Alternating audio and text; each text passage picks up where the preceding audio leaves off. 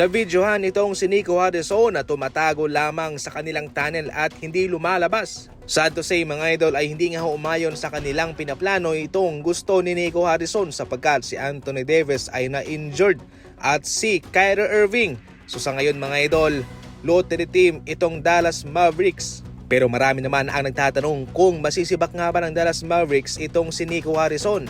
Pero mga idol, eto ang kasagutan dyan, hindi po kayang sibakin ng Dallas Mavericks itong si Nico Harrison. At eto ang mga rason dyan.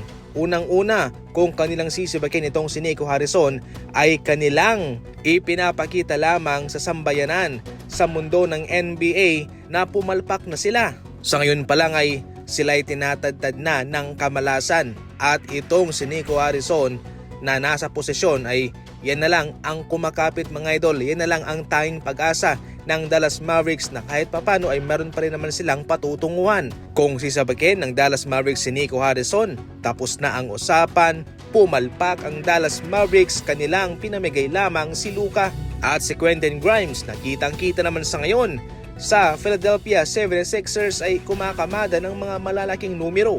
At ang pangalawang rason, magkasabwat sina Domont, yung kanilang President of Basketball of Operation, at itong si Nico Harrison. Kaya walang karapatan si Domont na sibakin itong si Nico. Maliban na lang kung kanyang isasalpak yung pagsisisi kay Nico Harrison, pwede niyang sibakin iyon. Sa madaling salita, parang manguhugas siya ng kamay. Para sa inyong mga idol, nakikita ba ninyong sisibakin ng Dallas Mavericks itong si Nico Harrison? Ano ang kasagutan ninyo? Para sa akin, malabo.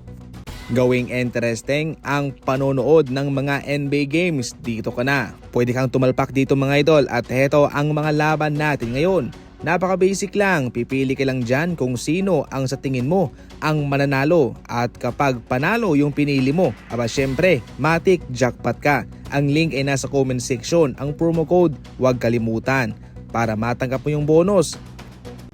Binabalik pa ng Golden State Warriors ang 2015 version ng Golden State ngayon. Marami sa ngayon ang nakapansin. Unang-una mga idol, ang kalakasan nitong Golden State Warriors sa lalim ng kanilang rotation. Marami ang nag-aambag sa kanila sa kanilang pagkapanalo kontra Portland Trail Blazers. Mayroon silang 4 na manlalarong kumamada ng lagpas 20 puntos. Balansi ang kanilang scoring.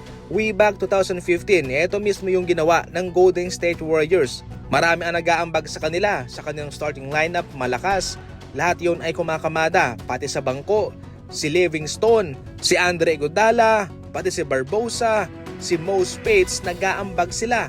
Strength in numbers nga mga idol yung kanilang mantra noon. Kaya sa ngayon marami ang nakakapansin na mukhang magkapareha itong ginagawa ngayon ng Golden State Warriors sa 2015 version nila.